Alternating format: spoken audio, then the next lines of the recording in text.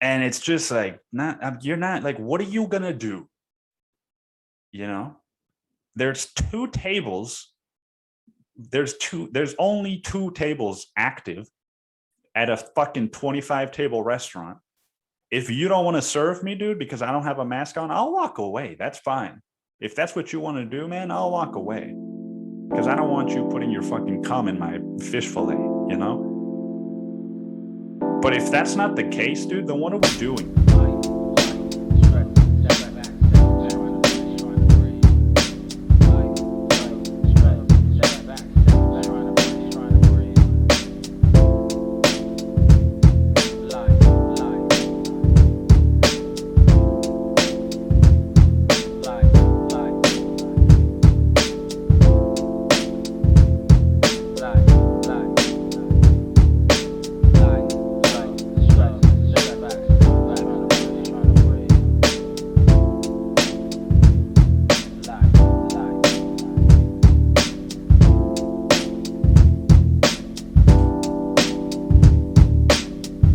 All right. Welcome back to the Pupil's Life.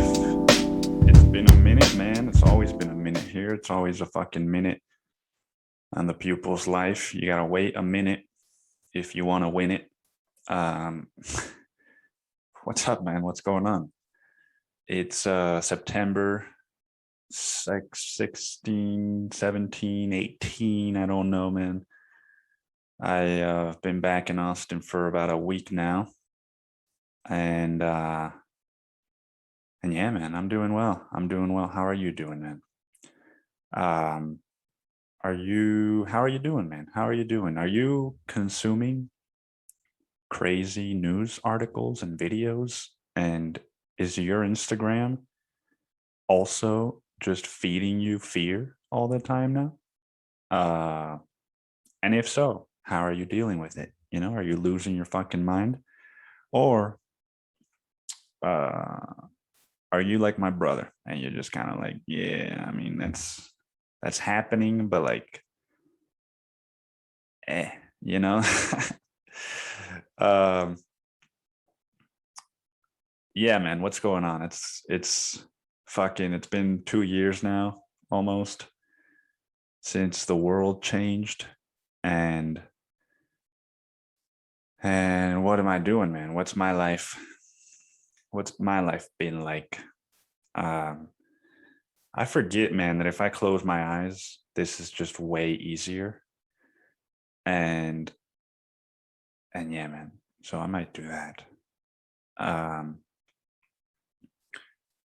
but yeah, man, I went to the Riviera Maya. I went to fucking Mexico, dude. I went to Cancun, Mexico, and mostly stayed in Puerto Morelos, Mexico, Quintana Roo. I was there for 2 weeks with my girlfriend, and it was awesome, man.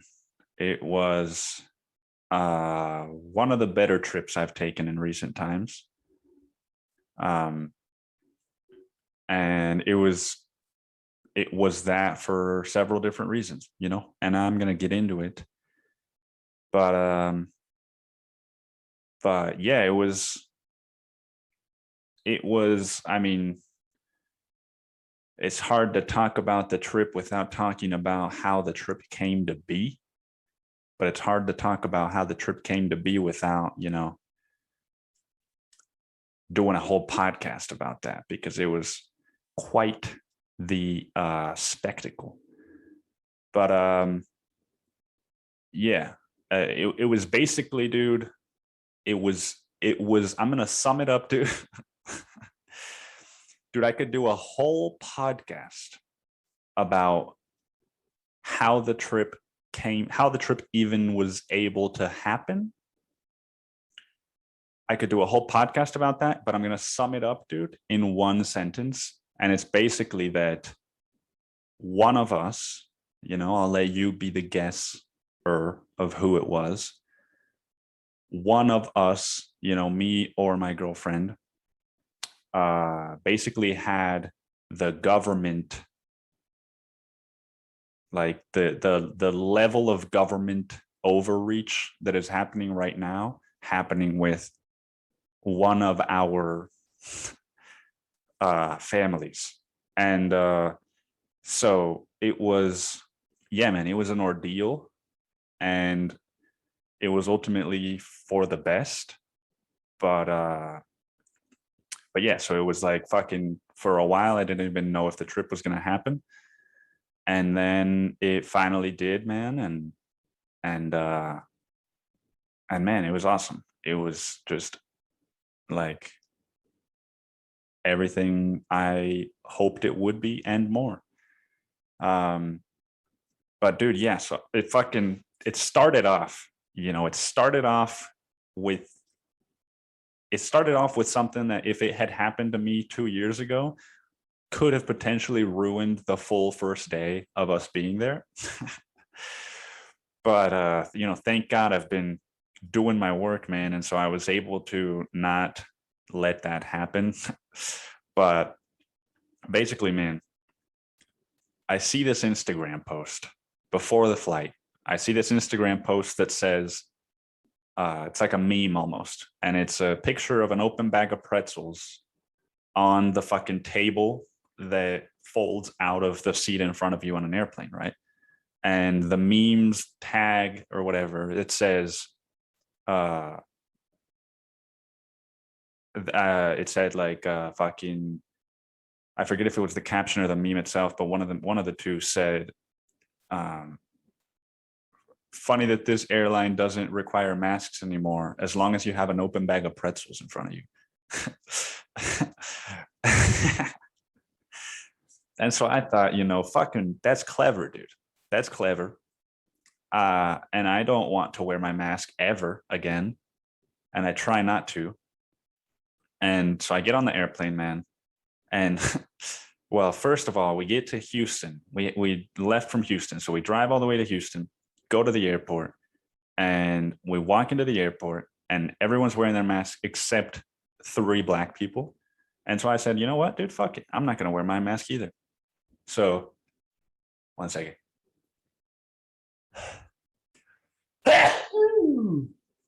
Oh, sure, that just fucked up the audio for the rest of the episode, but no worries, man. Moving on. So we get through security, and then I say, fuck it, man. Take my mask off. And I just hold my clean canteen full of water. And, I take sips out of it every now and then. So if anybody comes up to me, man, I've got to fucking, this is my trauma, right? I need a fucking excuse in order to do what I want. And so I'm like, well, if somebody says you got to put your mask on, I have an excuse. I'm drinking water, so fuck you, right? And so I do that. We buy some pretzels and some fucking other shit for the airplane. And I've got my mask off the whole time. And then we're boarding the airplane, dude. Boarding the airplane. I don't have a mask on, dude. All I have is a bottle of water in my hand. And I give the person my ticket. They look at me, my passport, and it's cool. They're like, all right, cool. And they don't say anything. I get on the airplane. The pilot doesn't say anything. The fucking flight attendant people don't say anything either. So I sit down, and basically I have my open bag of pretzels the whole trip, the whole flight, and I don't have to wear my mask. As long as I put a pretzel in my mouth, every 2 or 3 minutes. And so cut to the end of the flight. And, it's that the plane comes to a stop at the gate. And then you hear the clink, clink, clink, clink, clink, clink, everybody taking their seatbelts off. And so I stand up, and you know how people, each aisle gets to fucking take their turn pulling down their bags and everything. So like the people behind usually wait for the person in front of them to get their stuff so that they can walk out, right? And so it's my turn to do that. And I get out of my little aisle to get my suitcase down from the fucking overhead compartment. And dude, 300 pounds of blonde whiteness female, says, excuse me. And then I turn around because I don't know what the fuck is happening. Like it's my turn, right? And she was like 2 aisles behind me, but somehow she cut to fucking right behind me. And I was like, oh, what? Like, I just turn and I'm like flabbergasted, right? I don't know what to say. I don't know what just happened. And then she shoves me to get through, like to get past me. She pushes me, and then like just fucking like jimmies through me in the seat somehow, dude, with all of that body mass. And dude, this was not funny in the moment, but dude, in retrospect, it's one of those things that my brother always says, like, dude, how does this kind of stuff just happen to you and never to me? And I'm like, I don't fucking know. All right. I'm not the creator of this earth, so I don't know. But so this woman is like, excuse me. And then she pushes me, walks past me, doesn't wait. She's like, it's my turn. She pushes me, walks past me. And as she's walking away, she says, put your damn mask on. And dude, and then her daughter's like, mom, like, just like what the fuck, dude? And I just thought, you know, I felt rage for like 2 minutes. And then as like, she's now waiting for her daughter to come. So she's at the front of the airplane waiting. So cutting in front of me, dude, didn't do any good for her. She now has to wait for me so that she can wait for her daughter, because her daughter didn't do the same fucking thing. And so I'm walking, dude, straight ahead. I'm walking straight ahead towards her. And she's just looking at me, and we're just looking at each other after she's done that, right? Like, you got to fucking pay the consequences now for what you've just done, for being a piece of shit. And I'm just walking toward her, dude. Slowly, I'm walking toward her, and I'm just doing this. Like, what earth are you living on? You know, is this your earth? And then she starts like whispering to the fucking like flight attendants, like, he doesn't fucking have his fucking thing on. And I just keep walking, dude, with my fucking water and my pretzels, putting pretzels in my mouth as I'm walking toward her. And then I told the fucking lady, welcome to Mexico, you know? Basically, in other words, dude, go fuck yourself. And then as soon as I got off the airplane and I saw her and her daughter walking, like rushing past everyone to get to immigration, I just thought, man, poor daughter, you know, poor daughter that has to be on a vacation with that. And poor woman, you know, she's just arrived to Cancun, Mexico, dude. She has the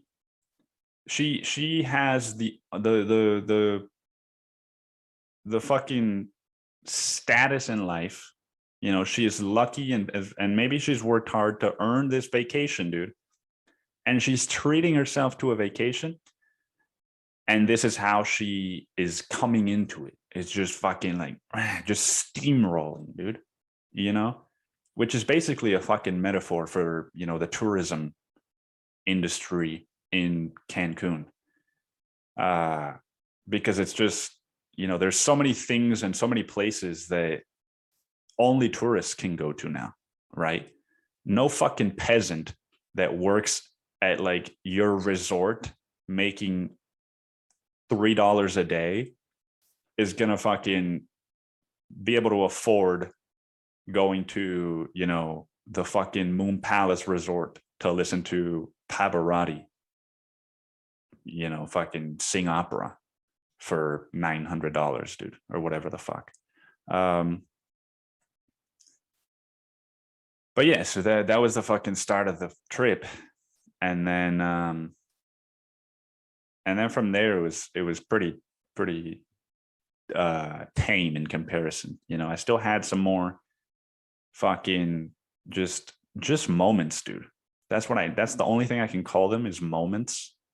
And I just had several moments where I started to really, you know, take my stance, dude.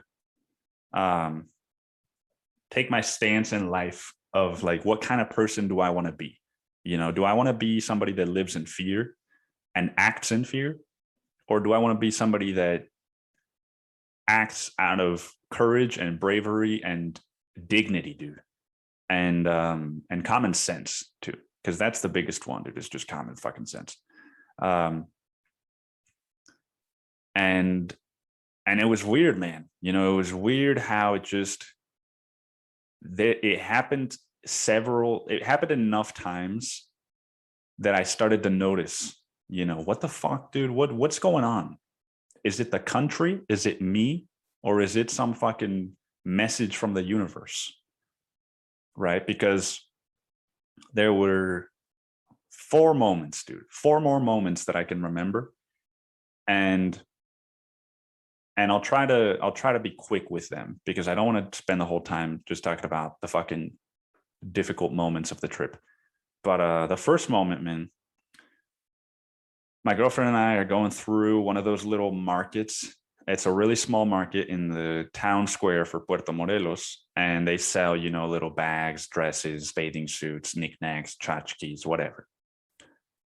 And she wants to buy some stuff, so we're walking through it, and she looks at a hat, and of course, there's a man that owns the shop or works there, I don't know, and he's saying, here's a mirror, you know, he's holding up a mirror so she can look at herself, and he's like, oh, you really need that hat. He's just basically old school salesman, aggressive. And my girlfriend looks at me and she says, let's come back. Like, I think I want it, but let's come back. So obviously, dude, I know she's telling the truth. Like, I know she genuinely probably wants to buy that hat. But there's no way to tell that to the salesman without him just thinking, oh, you guys just want to fucking leave, and that's your excuse, right? But that's neither here nor there. So she says, we're going to come back, but thank you. And then this fucking guy, he says, I think he says it to me, dude. He says it to me. He says, in Spanish, I'll say it in English though. He says, yeah, you look too young for that anyway. You look like a little kindergartner. You look like a little girl. And then I say, what? What did you just say? Because yeah, he said it to her. And then I said, what did you just say? And he said, I said she looks like a little kindergartner. And you look like a little girl. And I said, hey man, I said, this was all in Spanish, right? So I'm just translating. That's why I'm stopping. And I said, hey, easy. That's all I said. I said, hey, easy, you know, calm down. And he said, why should I calm down? You know, dude, again, common sense, dude, because you're the one that's not fucking calm. Why should you calm down? Because you're the one that isn't calm. That's why, dude. And I just said, just calm down. Just calm down. There's no need for this. And he said, yes, there is. You think it's cool just coming in here and not buying anything? Again, common sense, dude. That's how stores work. And so I just said, you know, again, dude, what kind of person do I want to be? Do I want to put my head down and walk away? Or do I want to stand up for what I believe is right, man? And in a way where, you know, the guy was like 5'4". I'm 6'3". He looked about 60. And you know, I felt no threat from the guy, right? So I didn't feel like I needed to be physically aggressive.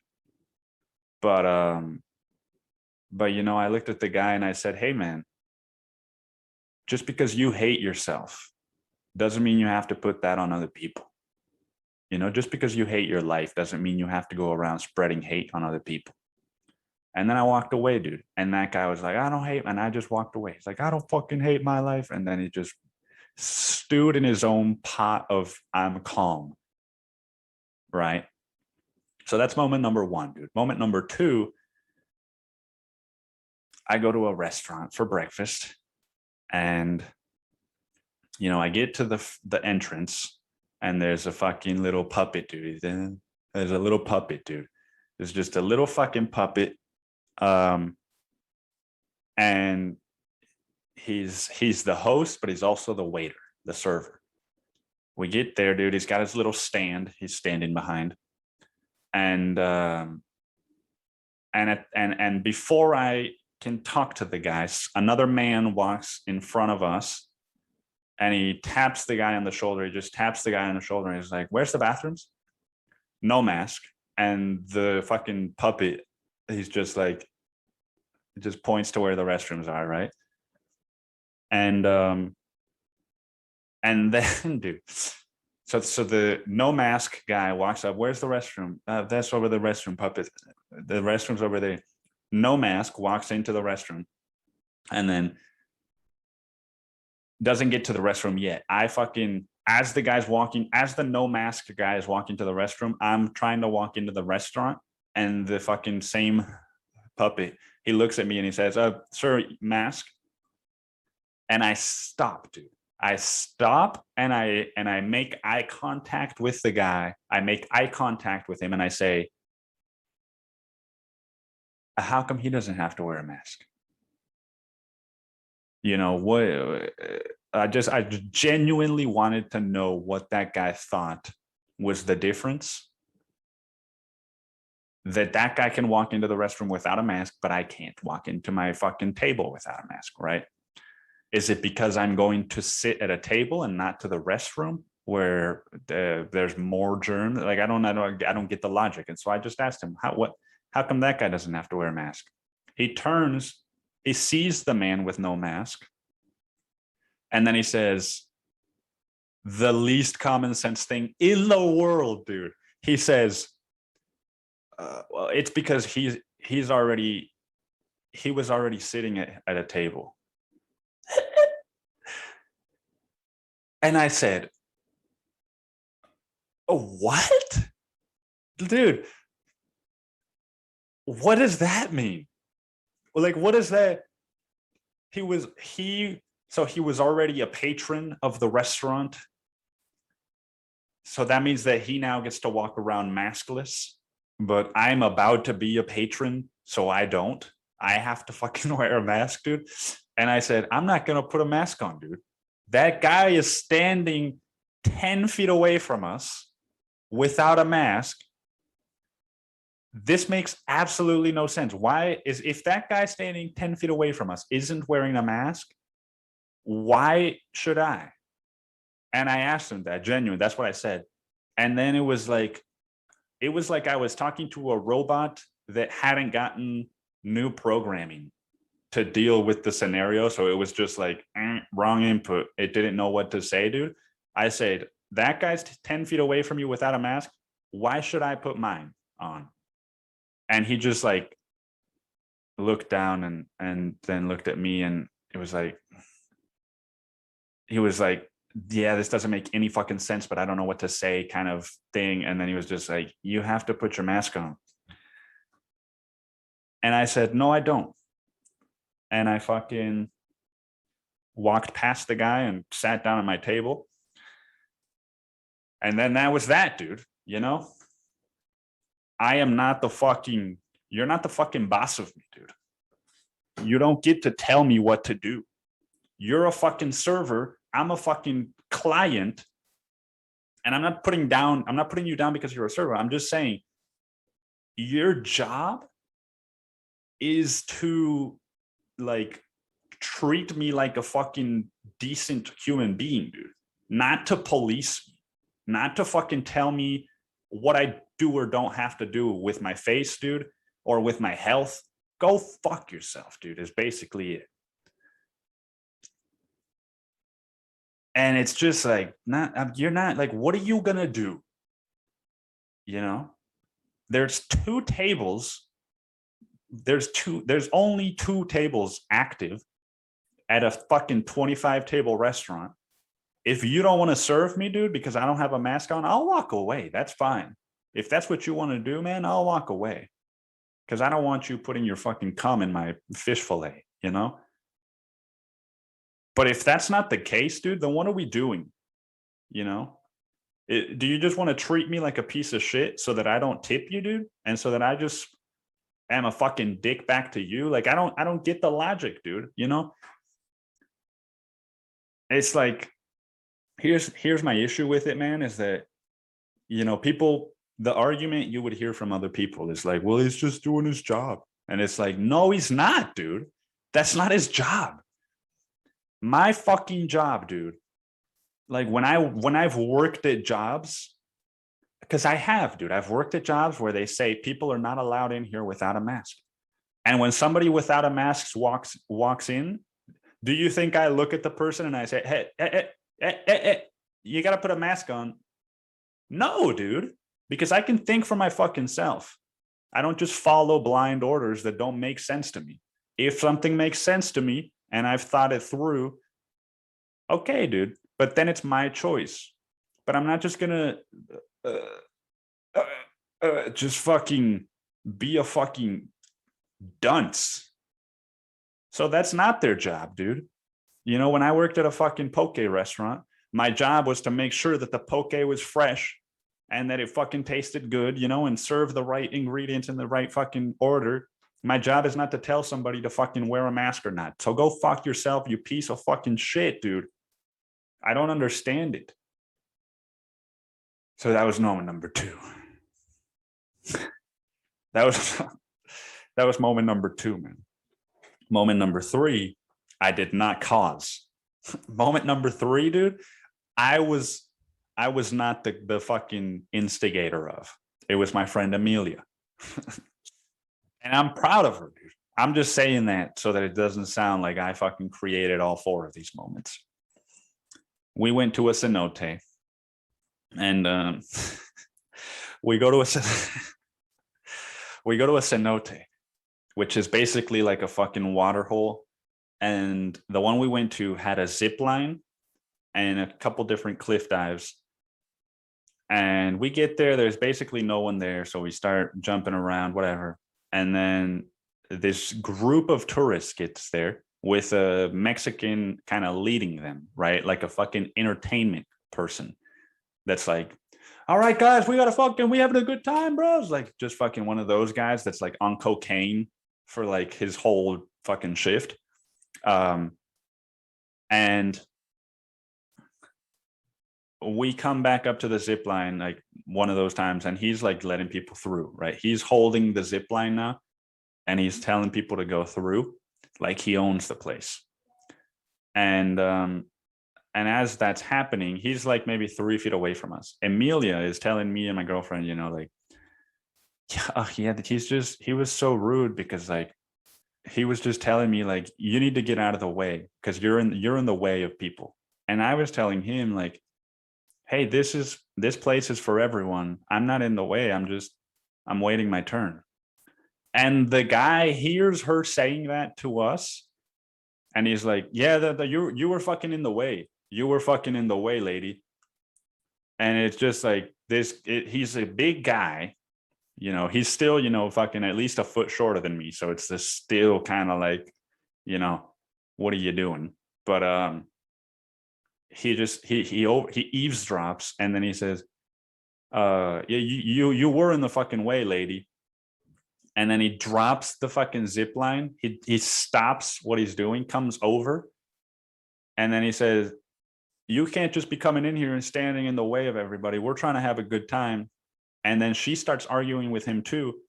And now it's like my female friend who's fucking 1 foot shorter than him, who's 1 foot shorter than me, is arguing with this man in a very peaceful way. She's just telling him, hey, this place belongs to all of us. This place belongs to Mother Nature. It doesn't belong to you. You don't have to act this way. And it's okay if you thought I was in the way, but there's a way to say that. And then he's like, well, I said it the way I wanted to. And then I just said, hey, calm down. And you know what he said, dude? It's as if the man from the shop was his motherfucking father. Because he looked at me and he said the same fucking thing. He said, why should I calm down?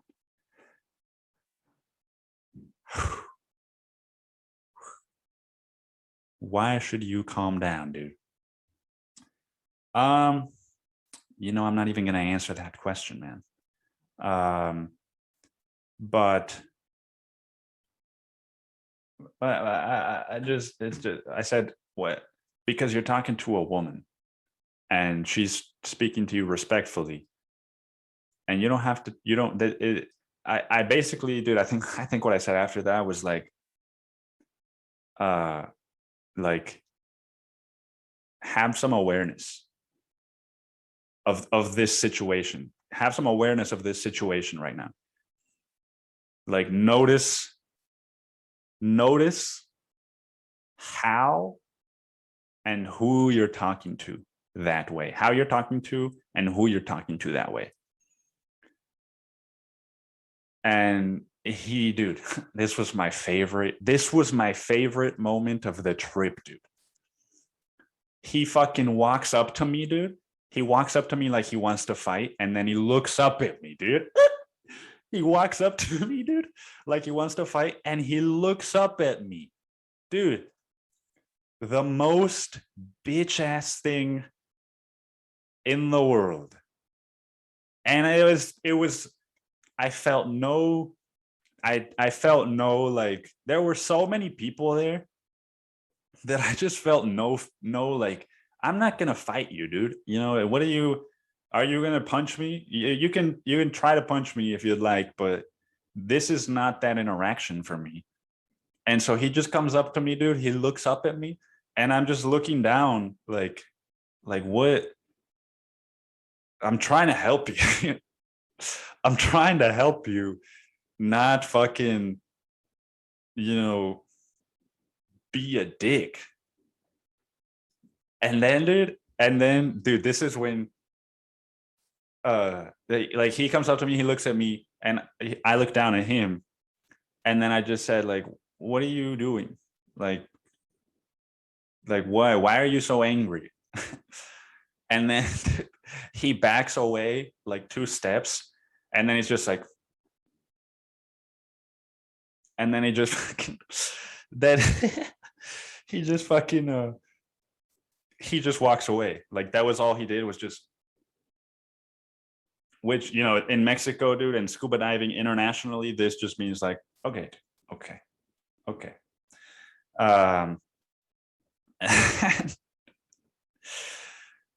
And I couldn't, like, I was so just proud of him, dude.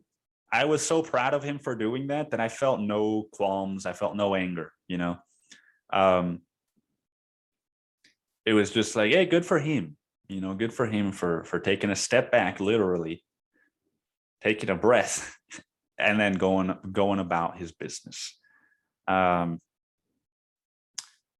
that was the third moment. And then the fourth moment was very similar to the moment 1 and 2 and the fucking prelude with the woman on the airplane. It was just on the flight back to fucking Houston. Fukin Houston. I kept taking my mask off on the airplane, but the first, you know, I get on the airplane, I'm sitting down, and the plane hasn't taken off yet, and I'm drinking water, like I'm actively drinking water, and this fucking flight attendant, double masks, he's wearing 2 masks, different colors, walks up to me and he says, hey, you need to put your mask on. And I grab my water bottle and I show it to him, and he says, yeah, no, you need to put your mask on. And I said, no, I don't. I'm drinking water. And he said, yeah, well, you need to drink that quickly. What?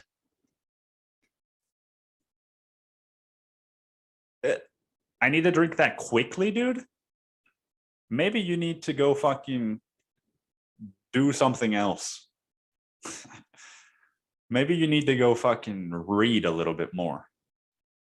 Maybe you need to fucking, what are you going to do about it? Like, if I don't drink at the speed that you want me to drink at, that you think is safe, what are you going to do? Like, who do you think that you are, man? That's the thing. It's like, who the fuck do these people think they are, man? I don't get it. There's a fucking ant I need to kill. Give me a second.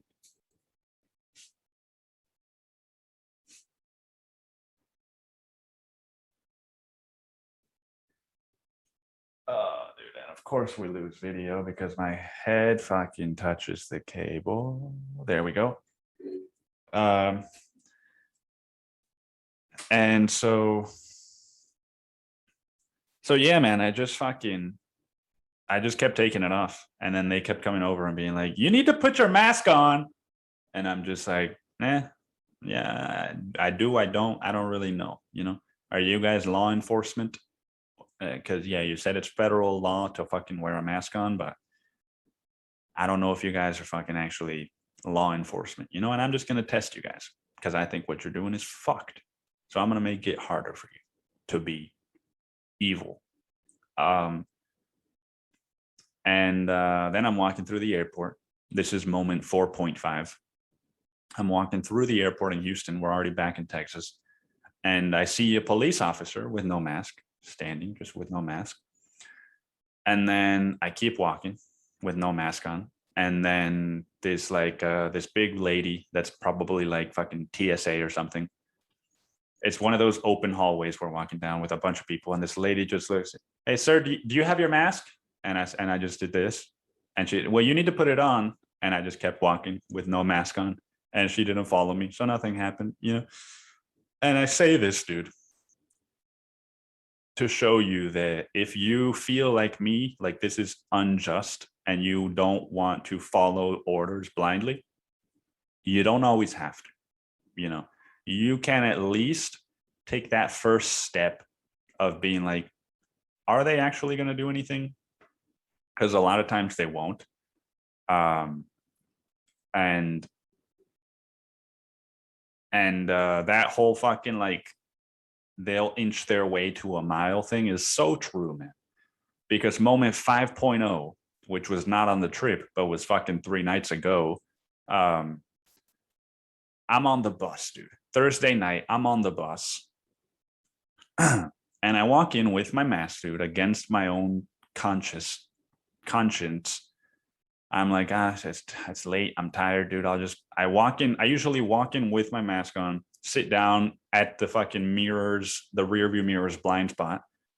And then I take it off. And so it's like, all right, I appease this fucking guy that just wants to be like, he has a mask on. And then I sit down, take it off. And then it's like the best of both worlds, right? Walking with it on, man. And my mask is old. It's loose. It's not fucking doing anything, but I still, I have it on like right here, man. Like right here, dude. It's right here. And the fucking, I walk in, I show the guy my pass, and he said, sir. And I said, what? And he said, over the nose. And so I just stared at him and I did this. And then he said, you better keep it that way. And dude, if you know anything about me, is that if you threaten me, dude, that's when you lose. And so he said, you better keep it that way. He said, and you better keep it that way. And so it just fucking triggers, dude. And you better keep it that way, dude. Flames in my head. And I said, what are you going to do about it if I don't? And then I walked away and sat down. And I fucking bring it back down to where it was, dude. A quarter of an inch below my nose so that I can breathe. And the guy pulls the bus over, gets up. I'm on my phone. He gets up, and he's yelling at me through his glass fucking shield. He's yelling, "Sir, you need to put your mask on above the nose." And I just didn't hear anything. He's like, "Above the nose, sir. I said above the nose." And everybody's just like, "Let's fucking, what are you fucking doing, dude? Just get on your fucking seat." Everybody looks like disgruntled. And eventually I'm just like, "Fuck, is this guy really talking to me again?" So I look up and he's like, "Above the fucking nose." And then I fucking am like just staring at him. And he's yelling more and more. And I just grab my phone, dude. Start recording. And then the guy's like, and then he walks off the bus, pulls out his phone, maybe or maybe not, makes a phone call.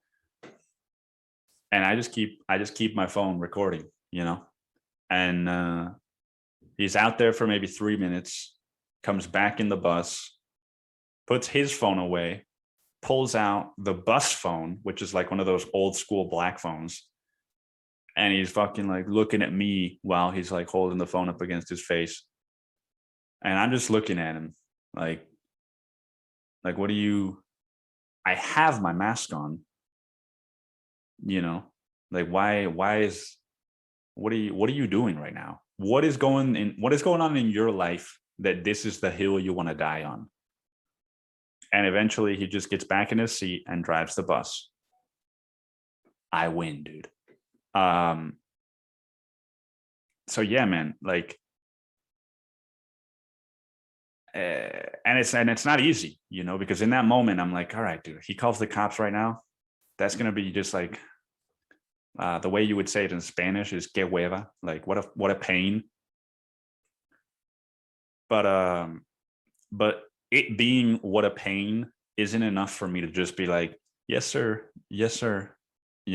if I don't really believe in that. And so fucking, I'm still in my head, I'm just thinking like, all right, like what, the police are going to show up, what are they going to do, man? I have my mask on. Are they going to, you got to fucking put it over your nose? Oh, yeah, sorry, it just falls off, dude. What do you want me to fucking do?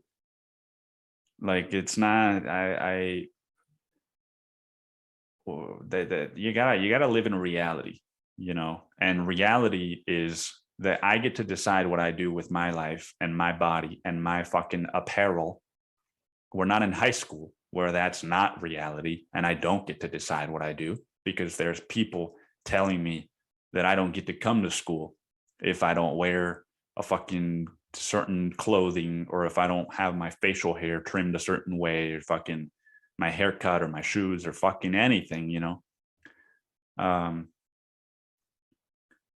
and so, yeah, man, I hope that if you're listening to this, you realize that you're not alone, man, if you feel the way I feel, and B, realize that you have options. You can take that first step of somebody says, hey, you got to do this, and then you just kind of walk away and then see what happens. You can fucking boycott, dude. Like, I'm trying to get a new job where I can work from home so that I don't have to ride the bus, because fuck the bus. I don't want to give them my money, and you can boycott like fucking music festivals. You can boycott businesses, dude. You can boycott anything that fucking says, if you want to do this, you have to do this, because it's so fucked, man. And I didn't realize this until recently, but people say it's like, well, like, they're giving you a choice now. You kind of either have your vaccine passport or you can get fucking COVID test. So like, why are people like whining about this? Like, you fucking do one or the other. Like, at least you have an option, And it's like, no, dude, that's not how consent works. If I told you, hey, like, you and I, we can still be friends, but if you want to be my friend now, you got to pay me $10 an hour. You don't have to be my friend, dude, but if you want to be my friend, you have to pay me $10 an hour, because otherwise it just doesn't seem worth it to me to waste my time. It's like, it's the exact same thing, man. And so, yeah, there is the argument for, all right, dude, then I'm just not going to be your fucking friend. Because if enough people say that to the fucking asshole saying you got to pay me $10 to be your friend now, then that guy's going to run out of friends and then he's going to be fucked. Right. So, this is kind of one of the only times in my life where I've ever felt that my decisions in a public facing way actually have an impact on my private life and on the rest of other people, on the rest of the world, on other people, right? Because if I just comply, dude, then that is going to be the new way of life. But if I don't, there's a chance that people might wake up and see, oh yeah, like people don't actually want to be forced to do something just to enjoy music that they used to be able to enjoy just because, right?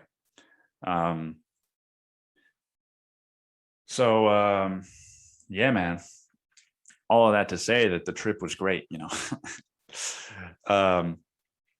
it was awesome, man. It was the first vacation I took with my girlfriend, and we stayed at my dad's place, and my cat was there, dude. Fucking Misty. You got a picture of her right here. My brother took that picture. And it was just, there's something about going back there that just, it's like traveling back in time. And I remember my mom saying this whenever we would go visit her mom, my grandma, in Escondido, California, because my grandma still lives in the same house that my mom grew up in, and her room, my mom's room, I think looks exactly the way that it used to. At least it did 10 years ago when I was a child. And my mom, I remember, would tell me, like, it's just weird that the house hasn't changed at all. It's like I'm traveling back in time. And I finally get what that means. And what she was trying to say is that, like,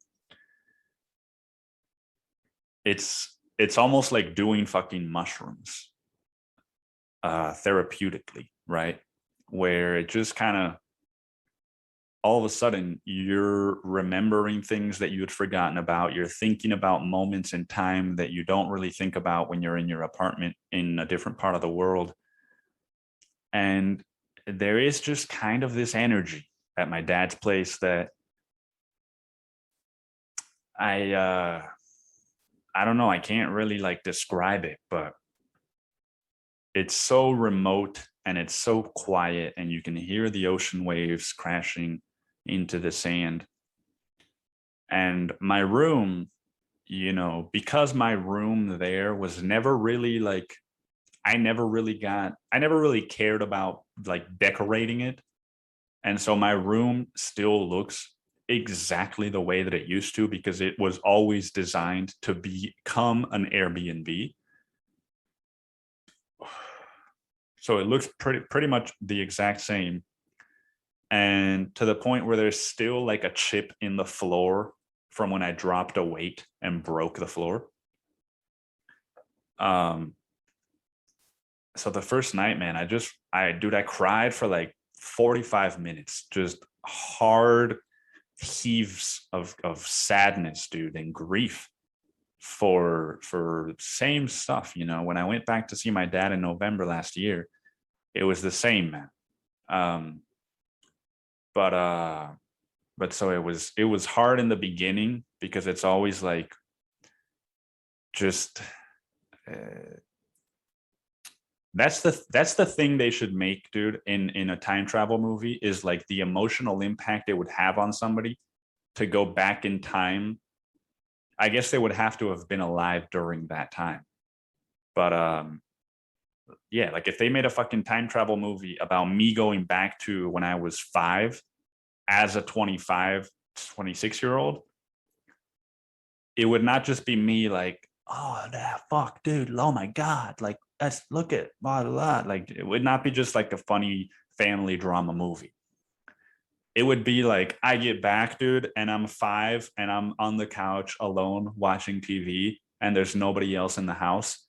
And I see this as a 25-year-old and I just start fucking weeping. Like that's the reality of a time travel movie.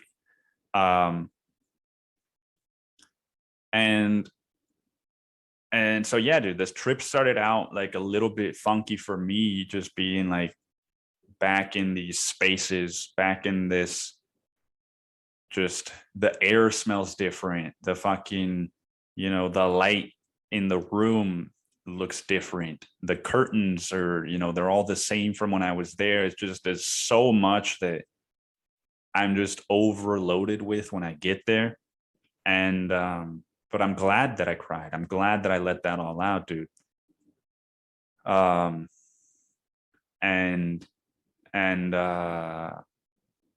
yeah, man, we went to that cenote, which was fucking awesome, dude, because they had a cliff dives. I think they were like 4 meters and 7 meters. And I didn't jump off the 7 meter one, but I jumped off the 4 meter one, which to me looked so fucking high. And I, you know, for the longest time, I've told myself I'm afraid of heights, right? But it didn't really take much for me to jump off it. I just took what I've read in books about fear and how it's just all just kind of a thought, and your body can still do the thing that you're afraid of. And I was just like, dude, I'm fucking afraid to jump off of that. That looks so high. And I was just like, whoa, ah, and I did it. And then I jumped off like 20 more times. So that was awesome. And, you know, my girlfriend had never seen a cenote.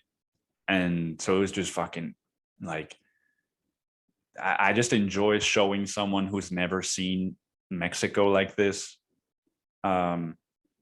showing them places like that. Because we saw 2 monkeys, just free kind of wild monkeys at the cenote. And they just kind of swung off some branches and fell onto the floor. And we're like, what's up, guys? What's up? What's up? And they just fucking flicked us with their tail a little bit and then swung away. We took the ferry to Isla Mujeres and got massages on the beach, dude. And it was just, you know, it made me want to start getting massages here. We just ate great food. We went scuba diving twice. And dude, fucking one of my others goals for my napkin plan of the year was to swim with my dad, right? And I wasn't sure that we were going to be able to because he got COVID. They say COVID, but he got sick, man. His body gave him a wake-up call, whatever. And the doctors recommended that he didn't scuba dive, that he doesn't scuba dive until 2 months have passed. And it's been like just shy of 2 months, right? So we went scuba diving.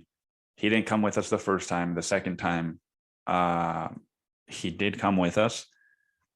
But he said, I'm going to go down by myself because I might not be able to go down. So I don't want to like, I'll just see how I'm feeling and I'll kind of gauge it alone.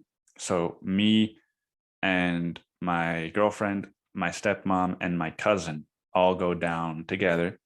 And it's a shipwreck, dude, which is like fucking, I think maybe like 90 feet. And we get to the bottom, we look up, and my dad's like still on the fucking line. Like it looks like he's not going to come down, right? So it's like, fuck. I put it past me, and then I focus on the dive. And we're looking at a bunch of fish, and we're having a great time. There's like a remora, dude, with fucking one fucking fin chopped off, and the remora's the size of a barracuda. And I slit my fingers open on the line going down, and I don't know what a remora is until after the dive. So I just see a fucking like baby looking shark thing without half a fin on. And it's just like, it wants to be my remora, you know, it wants to fucking glue to me. But in my head, I don't know what that is. So I'm like, fuck, dude, my 3 fingers are bleeding. It wants to fucking eat my hand, you know? And then I'm distracted with this for long enough that out of the blue, literally, I see a flash And then I look up, dude, and it's my fucking dad, dude. And it's my fucking dad, and he's made it down, dude. And all of a sudden, I'm scuba diving with my dad again. And he's got his camera, dude, and he's got his flashes, and it's just like fucking amen. It was just I don't know if I'll ever get to do that with him again. I might. He looked pretty good this time around. But it was important to me after the last time that I went to see him and I didn't get to scuba dive with him. It was important to me that I do this time. At least that I get to swim with him, that I get to go snorkeling or whatever. But the fact that I got to scuba dive with him was very special. Because growing up, man, scuba was where my dad and I did kind of bond. Scuba diving was where my dad instilled confidence in me and, sort of kind of like shared part of his life with me. Because, from the age of like 8 or 9, my dad would be like, we're going fucking into this cavern to dive. And I was not even certified. And he was like, yeah, you can do it. You're good. I'll be with you the whole time. And we would be down there, dude. And he wouldn't even be like looking at me. He would just be taking pictures. And in my tiny little human brain at that age, I thought, man, he must really think that I know what I'm doing. And that kind of gave me the confidence of like, I must be doing something to make him think that I know what I'm doing. So yeah, dude, I must fucking know what I'm doing, you know? And yeah, man, it was like underwater, he had nowhere else to go. Right. So he had to be there with me and with my brother. He had to be there. So it was a different kind of experience with my dad, and being able to do that again was something I feel really grateful for. And something I feel grateful that my girlfriend got to witness. And yeah, man, on that note, before I end it, one of the main kind of things that I took away from the trip was just ever since that trip last November where I just kind of just stood up to my dad, dude, and told him my truth, man, and told him how I felt and told him how I've felt my whole life and how I feel now. And ever since I finally stopped trying to protect him and protect myself, like I went there this time and I just sort of looked at him in a different light, where it's like you're no longer someone that I'm afraid of, and you're no longer someone that I feel like I have to prove myself to. So, night one, we're out to dinner and he starts talking about COVID. And then he looks at me and he says, about me and my brother, he's like, and about my sister, because we all kind of have similar beliefs. He says, yeah, it's like, it's crazy. So many people are dying. And then he looks at me and he said, but you guys don't believe in that, do you? And he laughs. And I said, you know what, Dad, I don't actually want to talk about that. And he said, oh, okay.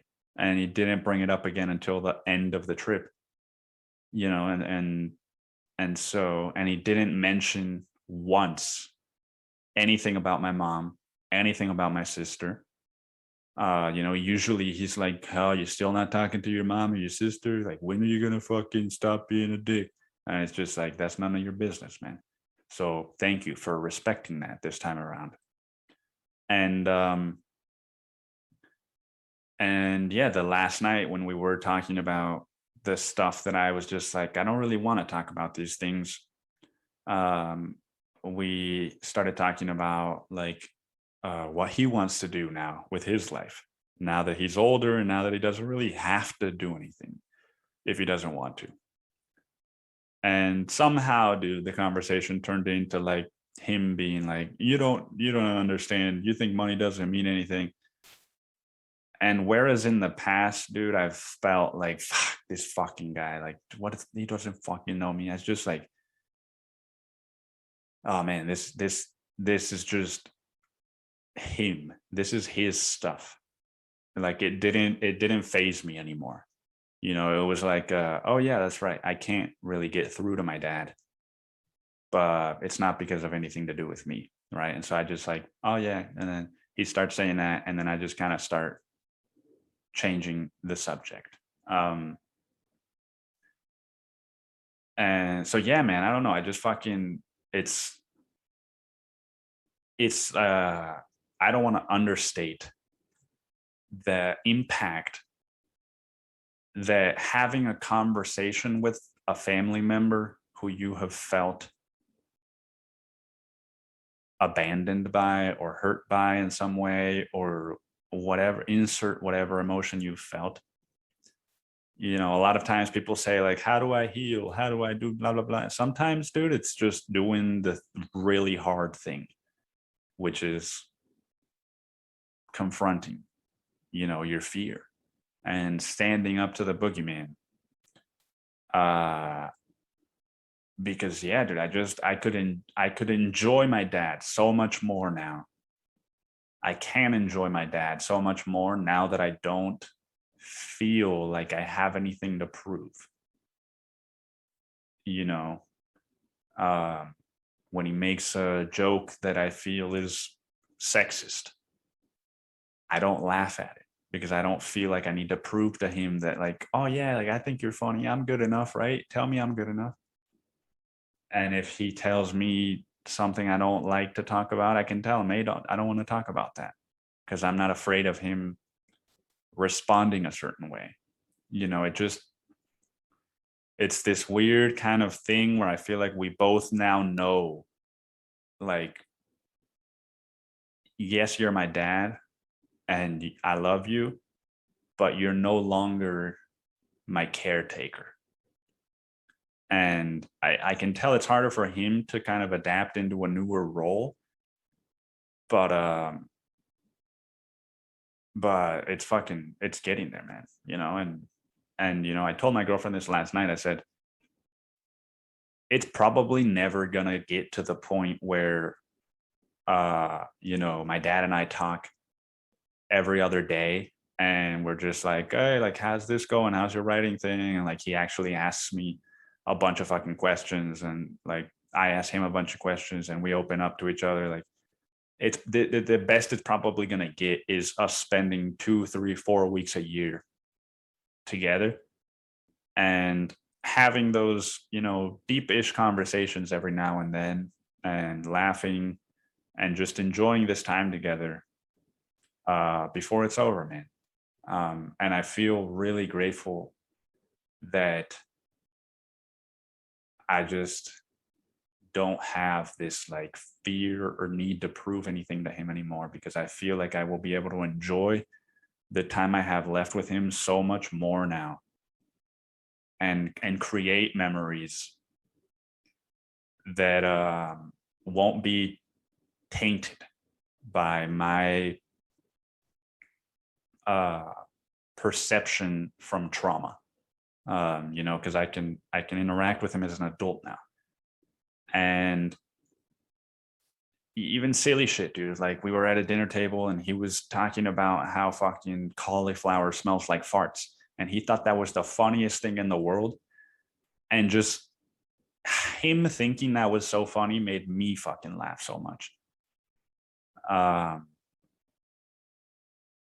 and yeah, man, I'll probably talk about the trip a little more. It was 2 weeks. It's hard to condense it all into one podcast, but but yeah, man, that's the podcast. It feels good to be back. Um, Again, these aren't going to be happening every week anymore, but when they do happen, I hope you enjoy them. I hope you can take something away and apply it to your own life. And I hope you're staying sane out there, man. It's not an easy time to do that, but you know, taking it one day at a time has worked for me. So, yeah, man, thanks for listening to the Pupil's Life. I will see you next week, and I hope you have a good one. All right, bye bye.